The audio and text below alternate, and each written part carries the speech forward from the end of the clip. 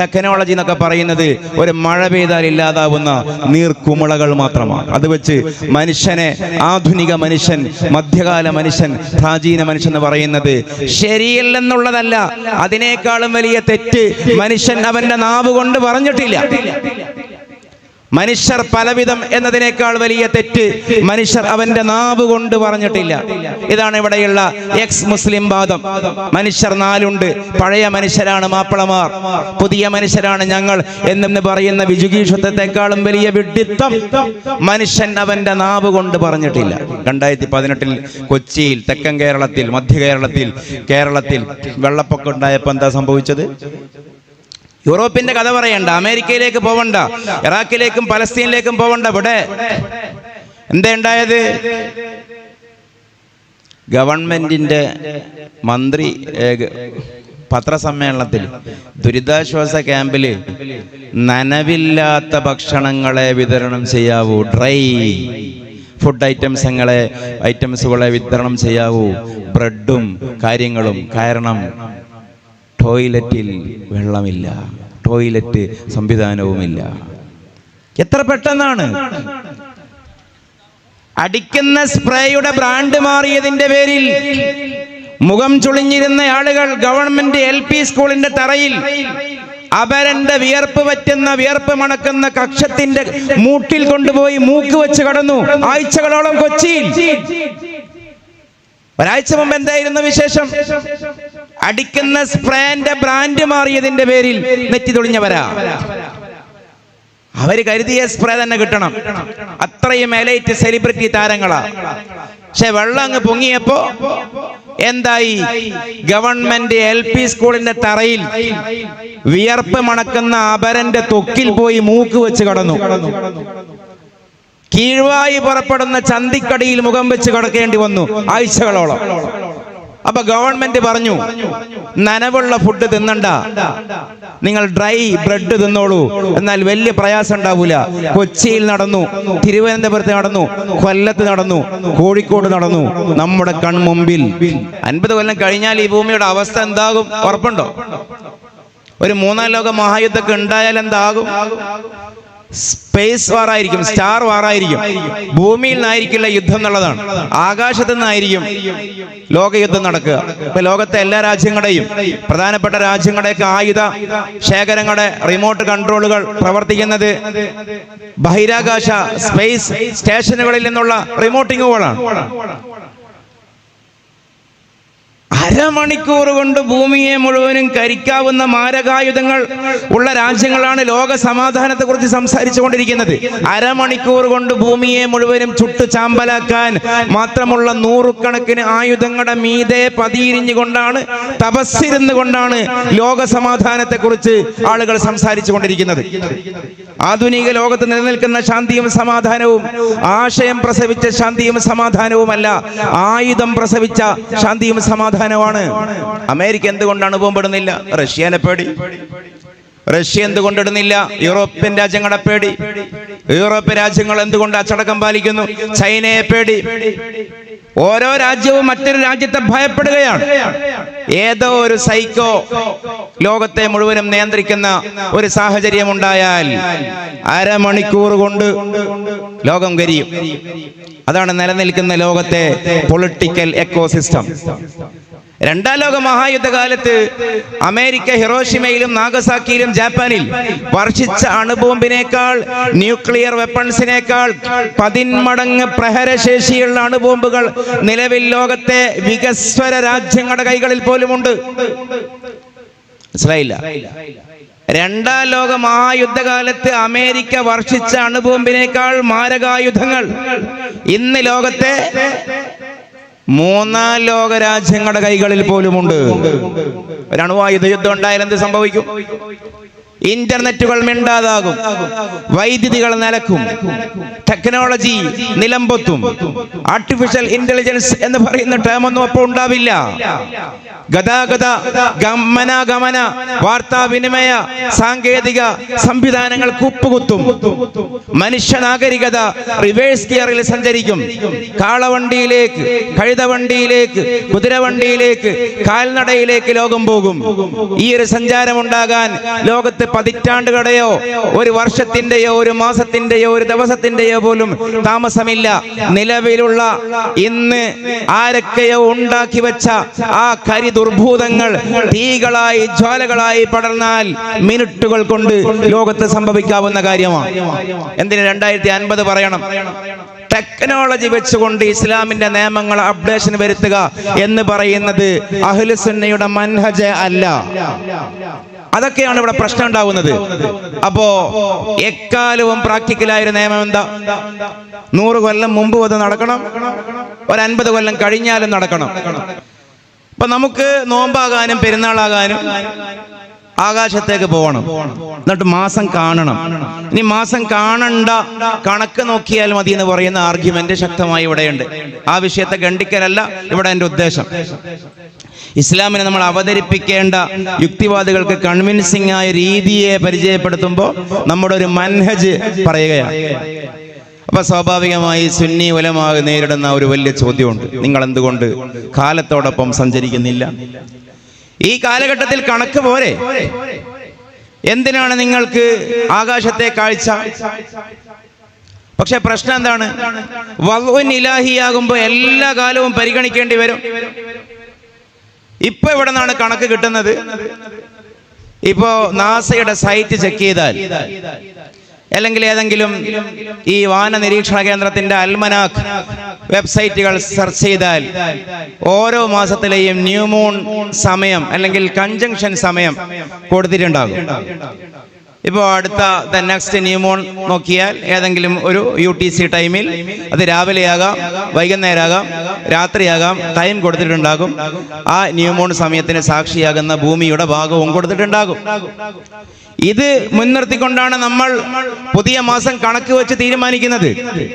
പക്ഷെ ഒരു 30 കൊല്ലം മുമ്പ് UTC ടൈം നമുക്ക് ലഭ്യമായിരുന്നോ? 50 കൊല്ലം മുമ്പ് കൂട്ടിക്കോ. നാസയുടെ സൈറ്റ് ഉണ്ടായിരുന്നോ? അൽമനാക്ക് സംവിധാനങ്ങൾ ലഭ്യമായിരുന്നോ? ഇല്ല. ഇനി ഒരു 50 കൊല്ലം കഴിഞ്ഞാൽ ലഭ്യമാകൂ? ഇല്ല. ഒരുപക്ഷെ ഈ 100 കൊല്ലത്തിന്റെ ഇടയിലേക്ക് മാത്രം ഉള്ളതാണോ ഇസ്ലാം? അതാണ് വൽഉൻ ഇലാഹിന്റെ താല്പര്യം. ആദം അലൈഹിസ്സലാം മുതൽ അവസാന മനുഷ്യന് വരെ പ്രാക്ടീസ് ചെയ്യാൻ പറ്റിയ മാനകമായ നിയമങ്ങളാണ് ഇസ്ലാം മുന്നോട്ട് വെക്കുകയുള്ളൂ. ഇപ്പൊ ഈ ചാർട്ടും പട്ടികയും നോക്കിയിട്ടാണ്, മാസം ഉറപ്പിക്കലല്ല കേട്ടോ എന്റെ വിഷയം, ചാർട്ടും പട്ടികയും വെബ്സൈറ്റും നോക്കിയിട്ട് തയ്യാറാക്കുന്നതാണ് ഇസ്ലാം അവലംബിക്കേണ്ട രീതി എന്ന് പറഞ്ഞാൽ 50 കൊല്ലം മുമ്പും അത് ഭൂമിയിൽ സാധ്യമായിരുന്നില്ല. ഇനി ഒരു 50 കൊല്ലം കഴിഞ്ഞാലും സാധ്യമല്ല. അപ്പോ ആകാശത്തേക്ക് നോക്കിയിട്ട് മാസം കാണൽ. ഇനി ഇന്ന് തന്നെ ആയാലും ആഫ്രിക്കയിലെയും ഉഗാണ്ടയിലെയും റുവാണ്ടയിലെയും സാംബിയയിലെയും എരിത്രായിലെയും പട്ടിണി പാവങ്ങളായ രാജ്യക്കാർക്ക് ചേരിയിലെ ചേറ് ചോറാക്കി തിന്നുന്ന പാവങ്ങളുടെ രാജ്യങ്ങളിലേക്ക് അവിടെയൊക്കെ നോമ്പ് വേണ്ടേ, പെരുന്നാൾ വേണ്ടേ? അവിടെയും പ്രാപ്യമായത് ഈ പറയുന്ന സയൻസിന്റെ ആസ്ട്രോണമിക്കൽ ടേബിളുകളല്ല. അവിടെയും സാധ്യമാകുന്നത് നാച്ചുറലി, പ്രകൃതിദത്തമായി ആകാശത്തേക്ക് നോക്കലാണ്. അതാണ് നാച്ചുറൽ ഇസ്ലാം, ഫിത്വരിയായ ഇസ്ലാം. ഞാൻ പറഞ്ഞതിന്റെ താല്പര്യം എന്താ അറിയോ? വൽഉൻ ഇലാഹിയുൻ എന്ന് പറഞ്ഞാൽ എല്ലാ കാലത്തേക്കുമുള്ളത് പരിഗണിക്കേണ്ടി വരും. അങ്ങനെയുള്ള ഒരു ഇസ്ലാമിനെ പറഞ്ഞാൽ പ്രശ്നം ഉണ്ടാവുകയില്ല, മനുഷ്യന്മാർക്ക് മനസ്സിലാവും.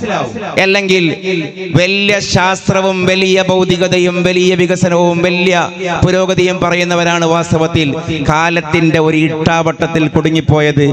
ദീർഘമായ ഭാവിയിലേക്കും ദീർഘമായ ഭൂതകാലത്തേക്കും നോക്കാൻ സാധിച്ചാൽ നമുക്ക് മാനക തത്വമേ പറയാൻ കഴിയൂ.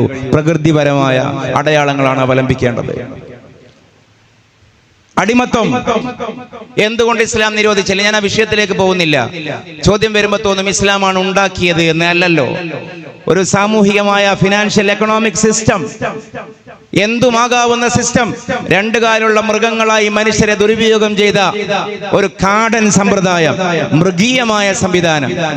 ആ സംവിധാനത്തെ ഇസ്ലാം വ്യവസ്ഥപ്പെടുത്തുകയും അവർക്ക് മനുഷ്യത്വപരമായ പൗരത്വ പദവി നൽകുകയും ആത്മീക ലോകവുമായി അവർക്ക് ആത്മീക ലോകത്തവർ ഒരളവിലും തരം താഴുന്നവരല്ല എന്ന് പ്രഖ്യാപിക്കുകയും ചെയ്തു. നോക്കൂ, അബൂബക്കർ സിദ്ദീഖ് റളിയല്ലാഹു അൻഹുവിന് സാധിക്കുന്നതൊക്കെ ബിലാൽ റളിയല്ലാഹു അൻഹുവിനും സാധിക്കും എന്നുള്ളതാണ് ഇസ്ലാമിന്റെ മഹത്വം. സാമ്പത്തികമായി എന്ത് എന്നുള്ളതല്ല, ഉടമയും അടിമയും എന്നുള്ളത് സാമൂഹിക സാമ്പത്തിക വ്യവസ്ഥയിലെ രണ്ട് വാക്കുകളാണ്. ഇസ്ലാമിന്റെ ഇടയിലേക്ക് വന്നാൽ അതിനെ ആത്മീകമായി കണ്ടാൽ അടിമ എന്ന് പറയുന്ന ഒരു കാറ്റഗറിയെ, അവരുടെ വ്യക്തിത്വത്തെ, അവരുടെ ആത്മാവ് എന്ന് പറയുന്ന സ്വത്വത്തെ ഇസ്ലാം ഇകഴ്ത്തിയില്ല. ഇസ്ലാം സംസാരിക്കുന്ന സ്വത്വം, ഇപ്പൊ കമ്മ്യൂണിസ്റ്റുകാരൻ മനുഷ്യനിൽ കാണുന്ന സ്വത്വം തൊഴിലാളി എന്ന് പറയുന്ന ഒരു സ്വത്വത്തെയാണ്. കോൺഗ്രസ്സുകാരൻ മനുഷ്യനിൽ കാണുന്ന സ്വത്വം ദേശീയ പൗരൻ എന്ന് പറയുന്ന ഒരു സ്വത്വത്തെയാണ്. ഓരോ ഇസവും ഓരോ പ്രത്യയശാസ്ത്രവും മനുഷ്യനിലെ ഓരോന്നിനെയാണ് അഡ്രസ് ചെയ്യുന്നത്. ഡിമാൻഡ് ആൻഡ് സപ്ലൈ ഉൽപ്പാദിപ്പിക്കാൻ കഴിയുന്ന ഒരു സിദ്ധിയുള്ള ഒരു സവിശേഷ ജന്തുവാണ് കമ്മ്യൂണിസ്റ്റ് ദർശനത്തിൽ മനുഷ്യൻ. ഇപ്പൊ കമ്മ്യൂണിസ്റ്റുകാരൻ മനുഷ്യനിൽ കാണുന്ന സാധനം, കമ്മ്യൂണിസ്റ്റുകാരന്റെ കണ്ണിലെ മനുഷ്യൻ ഉൽപാദനക്ഷമതയുള്ള ഒരു മൃഗമാണ്, ജന്തുവാണ് കമ്മ്യൂണിസ്റ്റ് കണ്ണിലെ മനുഷ്യൻ. ഇനി വലതുപക്ഷത്തിന്റെ കണ്ണിലെ മനുഷ്യൻ അതിർത്തികൾ നിശ്ചയിക്കുന്ന ഒരു സറൗണ്ടിങ്, ഒരു ദേശരാഷ്ട്രമായി പ്രഖ്യാപിച്ചാൽ അതിനകത്ത് സ്ഥാപിക്കപ്പെടുന്ന ഭരണഘടന അനുസരിച്ച് കൊണ്ട് ജീവിക്കേണ്ട ബുദ്ധിയും വിവേകവുമുള്ള ഒരു പ്രത്യേക സവിശേഷ ജീവിയാണ് മനുഷ്യൻ. ദേശീയ സ്വത്വം എന്ന് പറയും. ഓരോന്ന് പറയുന്നില്ല. ഇപ്പൊ ചിലർ പരിഗണിക്കുന്നത് ദളിത് സ്വത്വം, കീഴാള സ്വത്വം, സ്ത്രീ സ്വത്വം, പുരുഷ സ്വത്വം, കായിക സ്വത്വം, കലാസ്വത്വം. ഇതൊക്കെ മനുഷ്യനിൽ ഓരോ പ്രത്യയശാസ്ത്രവും കാണുന്ന വ്യത്യസ്തമായ പരിഗണനകളാണ്. അങ്ങനെയാണെങ്കിൽ മനുഷ്യനിൽ ഇസ്ലാം കാണുന്ന പരിഗണന ഏതാണ്? തൊഴിലാളി സ്വത്വം അല്ല, ദേശീയ സ്വത്വം അല്ല, ദളിത് സ്വത്വം അല്ല, കായിക സ്വത്വം അല്ല, കലാസ്വത്വം അല്ല. ഇസ്ലാം കാണുന്ന സ്വത്വം റൂഹിയായ സ്വത്വമാണ്. ആത്മീക ജീവിയാണ് മനുഷ്യൻ. ഇതാണ് ഇസ്ലാമിന്റെ കണ്ണ്, ഇതാണ് ഇസ്ലാമിന്റെ കാഴ്ച. ഖദ് അഫ്ലഹ മൻ സക്കാഹാ വഖദ് ഖാബ മൻ ദസ്സാഹാ. ആത്മാവിനെ ശുചീകരിച്ചവൻ വിജയിച്ചു, ആത്മാവിനെ ശുചീകരിക്കാത്തവൻ പരാജയപ്പെട്ടു പോയി. അപ്പൊ ഞാൻ ആ ഭാഗത്തേക്ക് പോവുകയല്ല. ഇനി അതിന്റെ ഈ ഇലാഹിയായ ആണെന്ന് പറഞ്ഞപ്പോൾ ആ ഭാഗം മെൻഷൻ ചെയ്തതാണ്. ഇന്ന് ലോകത്ത് അടിമ സിസ്റ്റത്തിന് പ്രസക്തിയില്ല, അടിമകൾ തന്നെ ഇല്ല. പഴയകാലത്തുണ്ടായിരുന്നു, പക്ഷെ ഭാവി അറിയില്ല. ചരിത്രം നമുക്ക് പാഠമാകുന്നു. ലോകത്തിന് എന്തും സംഭവിക്കാം, അടിമകൾ തിരിച്ചു വരാം. ഇസ്ലാം ഉണ്ടാക്കാം എന്നല്ല, ലോകത്തെ രാജ്യങ്ങൾ തമ്മിൽ കോളനികളാക്കി മാറ്റുന്നൊരു കാലത്ത് നിങ്ങളൊന്നുകൂടി ആഴത്തിൽ ആലോചിച്ച് നോക്കൂ. ഇപ്പൊ ഞാൻ നേരത്തെ ഇലോൺ മസ്കിനെ ഉദ്ധരിച്ചു. ഞാനൊന്നും കാട് കയറി പറയുകയല്ല. ഒരു 100 കൊല്ലം മുമ്പ് ബ്രിട്ടീഷ് ശക്തികൾ, ഈസ്റ്റ് ഇന്ത്യ കമ്പനി ഒരുപാട് രാജ്യങ്ങളെ കോളനിയാക്കിയതുപോലെ പുതിയ കാലത്തെ കൺസെപ്റ്റ് എന്താ അറിയോ? ആകാശങ്ങൾ കോളനിയാക്കുക. ഹുദൈബിയുടെ മുറ്റത്ത് വെച്ച് എന്തോ പറയുകയല്ല, ആകാശങ്ങളെ കോളനിയാക്കുക. അതാണ് ഇലോൺ മസ്കിന്റെ ഒക്കെ കൺസെപ്റ്റ്. എന്ത് ആകാശങ്ങളെ കോളനിയാക്കുക എന്ന് പറഞ്ഞാൽ, ഇപ്പൊ ഇന്ത്യ നമ്മൾ ഒഴിവാക്കാം. പാകിസ്ഥാന് ഇപ്പൊ ഒരു $5000 കോടി ആവശ്യമുണ്ട്. കുറച്ച് പാലവും റോഡും കെട്ടാൻ, ആശുപത്രി കെട്ടാൻ, അല്ലെങ്കിൽ പട്ടിണി മാറ്റാൻ. എങ്കിൽ അത് ഇലോൺ മസ്ക് കൊടുക്കും. പക്ഷെ ഒറ്റ കണ്ടീഷൻ, പാകിസ്ഥാന്റെ 1000 കിലോമീറ്റർ ആകാശം ഇലോൺ മസ്കിന് പണയം കൊടുക്കണം. അവിടത്തേക്കാണ് ലോകം പോകുന്നത്. രാജ്യങ്ങൾ അവരുടെ വ്യോമയാന പാതയും വ്യോമാതിർത്തികളും ആകാശലോകവും പണയം കൊടുത്താൽ പണം തിരികെ കൊടുക്കുന്ന സിസ്റ്റത്തിലേക്ക് ലോകം വരുന്നു. കാരണം എന്താ അറിയോ? ഭൂമിയെ കോളനിയാക്കാൻ ഇപ്പൊ ആർക്കും വലിയ താല്പര്യമില്ല. അതിന്റെ വലിപ്പമൊക്കെ ഇവർക്ക് മനസ്സിലായി. ഇത് വലിയൊരു മുട്ടയാണെന്ന് മനസ്സിലായി. ഇത് മുഴുവനും കിട്ടിയാലും ആളുകളുടെ ആർത്തി മാറില്ല. ആർത്തിയുടെ ദുര പെരുകിയപ്പോ മുതലാളിമാർക്ക് ലോക ഭീമൻ കുത്തക കോർപ്പറേറ്റ് കമ്പനികൾക്ക് ഭൂമി മൊത്തം കിട്ടിയാലും പോരാ. ഇനി മാർസ് കിട്ടണം, വീനസ് കിട്ടണം, സാറ്റേൺ കിട്ടണം, ജൂപ്പിറ്റർ കിട്ടണം, ലോക ഗ്രഹങ്ങൾ വേറെ കിട്ടണം, ആകാശങ്ങൾ കിട്ടണം. അതുകൊണ്ട് ആകാശം വായ്പ വാങ്ങുന്ന കാലത്തേക്ക് ലോകം ചിന്തിക്കുന്ന, വായ്പ അല്ലെങ്കിൽ പണയം വെക്കേണ്ടി വരുന്ന അവസ്ഥയിലേക്ക് ലോകം മാറുന്ന ഒരു കാലത്ത് കോളനി സിസ്റ്റവും അടിമത്ത സിസ്റ്റവും നാളെ വരില്ലെന്ന് ആര് കണ്ടു? അപ്പൊ ഇസ്ലാം അടിമത്തം നിരോധിച്ചു എന്ന് പറഞ്ഞാൽ ഒരുപക്ഷെ ഭാവിയിൽ അത് പ്രശ്നമാവും.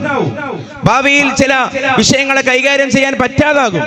അതുകൊണ്ട് ഇന്ന് ഭൂമിയിൽ എണ്ണിപ്പറയാൻ ഒരു അടിമ പോലും ഇല്ലെങ്കിലും അടിമകളുടെയും ഉടമകളുടെയും നിയമം എന്തായിരിക്കണമെന്ന് ഭാവി കൂടി കണ്ടുകൊണ്ട് ഭാവിയിൽ സംഭവിക്കാവുന്ന കാര്യത്തേക്കും ആ കാലത്തേക്കും കാണുക എന്നുള്ളത്.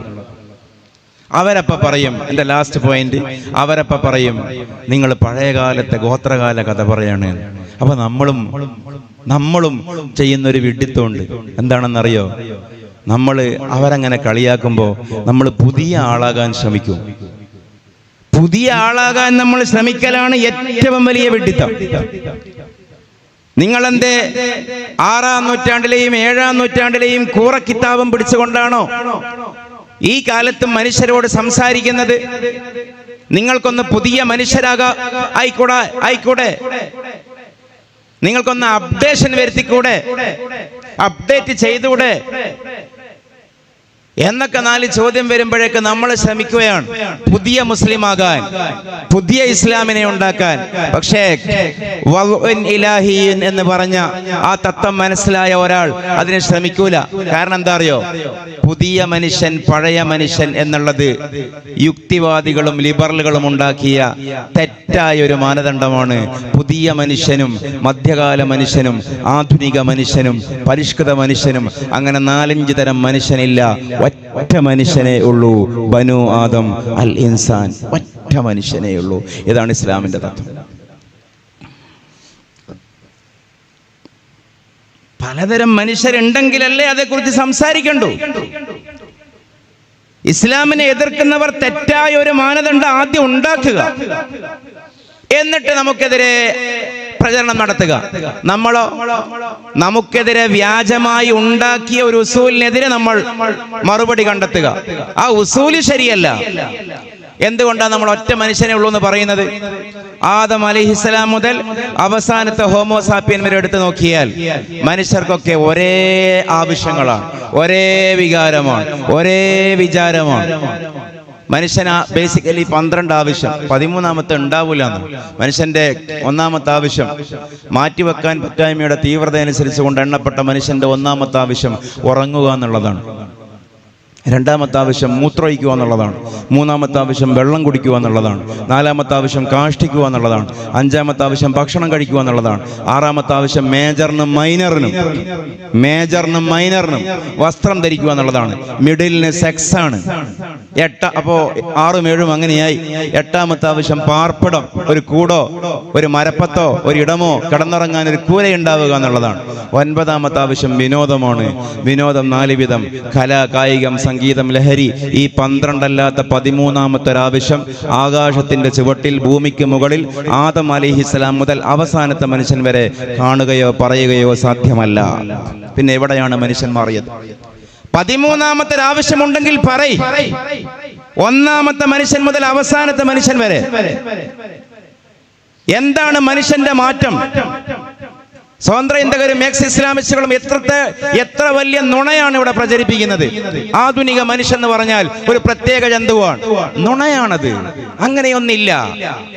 1ാമത്തെ മനുഷ്യന്റെ fundamental basic prime need of the homo sapien is to get a sound sleep. മര്യാദക്ക് ഒരു ഉറക്കം കിട്ടുക എന്നുള്ളതാണ് പ്രധാനപ്പെട്ട മനുഷ്യന്റെ ആവശ്യം. 2 മൂത്രമൊഴിക്കുക. ആ ക്രമം തന്നെ എത്ര കൃത്യമാണ്. ഇതെന്റെ വകയൊന്നുമല്ല. ദാഹിക്കുകയാണെങ്കിൽ രാവിലെ മുതൽ വൈകുന്നേരം വരെ മാറ്റിവെക്കാം. നല്ല ഹേർഡ് ഇമ്മ്യൂണിറ്റി ഉള്ള ആളാണെങ്കിൽ 2 ആഴ്ച വരെ വെള്ളം കുടിക്കാതെ ജീവിക്കാമെന്നൊക്കെയാണ്. അതിലേറെയും റിപ്പോർട്ട് ചെയ്യപ്പെടുന്നു. അല്ലാഹു അഅലം. പക്ഷെ മൂത്രമൊഴിക്കാൻ മുട്ടിയാലോ ബസ് ഇറങ്ങുന്നവരെ പിടിച്ചു വെക്കാം. ട്രെയിനിൽ നിന്ന് ഇറങ്ങുന്നവരെ പിടിച്ചു വെക്കാം, റൂമിലെത്തിയാൽ നിവർത്തിയില്ല. അപ്പൊ 2 മൂത്രമൊഴിക്കലായി, 3 വെള്ളം കുടിക്കലായി, 4 കാഷ്ടിക്കൽ, 5 ഭക്ഷണം കഴിക്കൽ. കാരണം വെള്ളവും മൂത്രവും കൊണ്ട് കുറെ കാലം പോകാൻ പറ്റും. അത് കഴിഞ്ഞിട്ടേ പിന്നെ ഭക്ഷണവും കാഷ്ടവും ഒക്കെ വരുന്നുള്ളൂ. ഭക്ഷണം വിശന്നാലും നീട്ടിവെക്കാം, കാഷ്ടിക്കാൻ മുട്ടിയാൽ മുദാഫാത്തുൽ ഹദസ് അത്ര പിടിച്ചു വെക്കാൻ കഴിയില്ല. അപ്പൊ ഈ ബേസിക്കലി 5 എണ്ണം കഴിഞ്ഞാൽ ഇത് 5ഉം നടന്നാൽ മാത്രം ചിന്തിക്കുന്ന ഒരു സാധനമാണ് ആറാമത്തത് മേജറിനും മൈനറിനും എന്ന് പറഞ്ഞാൽ കുട്ടികൾ, അതേപോലെ മുതിർന്ന ആളുകൾ. ആ 2 കക്ഷികൾക്കും 6ാമത്തെ ആവശ്യം ഡ്രസ്സാണ്. ചൂടൊന്നും തണുപ്പൊന്നും രക്ഷപ്പെടാൻ. ഡ്രസ് മീൻസ് വസ്ത്രം തന്നെ ആവണമെന്നില്ല, എന്തെങ്കിലും ഇലയോ തോലോ ചെളിയോ മണ്ണിൽ പുരണ്ട് വസ്ത്രം ഉണ്ടാക്കി എത്ര ജീവികളുണ്ട്, എത്ര മനുഷ്യരുണ്ട്. അത് മേജറിനും മൈനറുമാണ്. അതേസമയം പ്യൂബർട്ടിക് സ്റ്റേജിലുള്ള പ്രായപൂർത്തി നിലക്കുന്നത് വരെയുള്ള സ്റ്റേജിലാണെങ്കിൽ 4 ദിവസത്തിൽ 1 തവണയെങ്കിലും മനുഷ്യൻ സെക്സിനെ കുറിച്ച് ചിന്തിക്കുന്നുള്ളതാണ്. ഫ്രോയിഡിന്റെ ഒക്കെ അഭിപ്രായ പ്രകാരം 1 ദിവസം ഏറ്റവും കൂടുതൽ ചിന്തിക്കുക അതാണെന്നുള്ളത്. അന്നൽക്കാലം നമ്മൾ പറയേണ്ടതില്ല. മിനിമം 4 ദിവസത്തിൽ 1 തവണയെങ്കിലും ലൈംഗികമായ കാര്യങ്ങൾ ആലോചിക്കും, അതിന്റെ വഴികൾ തേടുകയും ചെയ്യും. ദിവസം വരും. അതുകൊണ്ടാണ് ഫത്ഹുൽ മുഈനിൽ സുന്നത്തായ ഒരു കാര്യമായി പറഞ്ഞല്ലോ, 4 ദിവസം കൂടും, 4 ദിവസത്തിലേറെ ദിവസം ലൈംഗിക ബന്ധം ഇല്ലാതെയാവൽ സുന്നത്താണ്. വഅല്ലാ യഖ്ലു എന്നല്ലേ പറഞ്ഞത്? വഅല്ലാ യഖ്ലുവ അല്ലേ?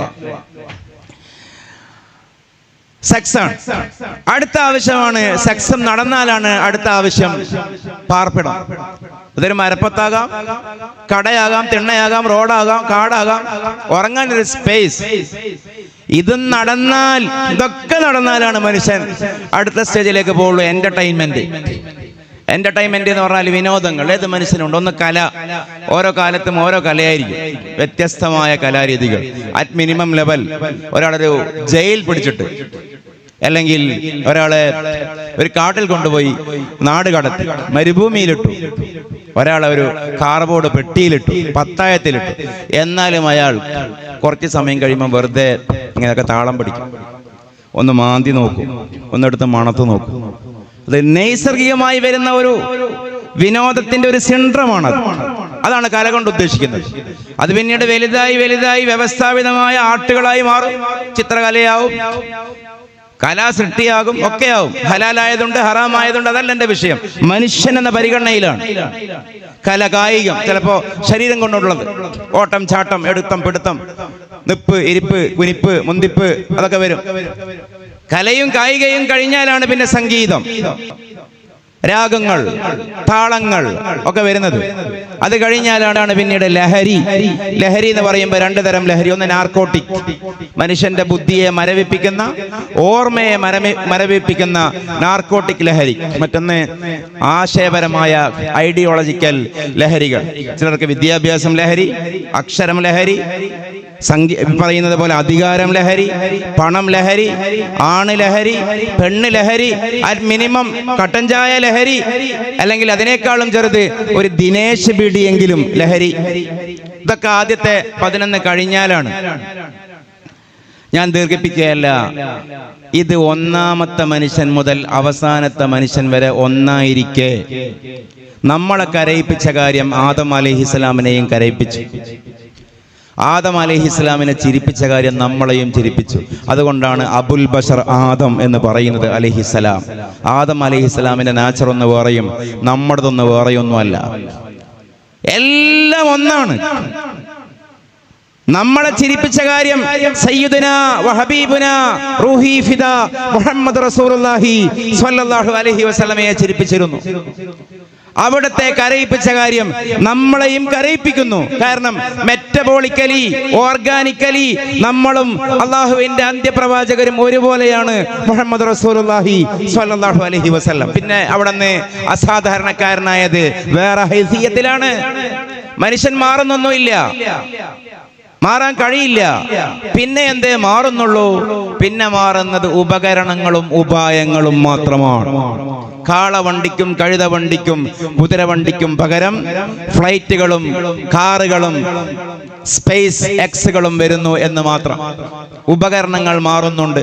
താളിയോലക്കും കല്ലിനും എല്ലിനും പകരം ഡിജിറ്റൽ പ്ലാറ്റ്ഫോമുകൾ വരുന്നുണ്ട്.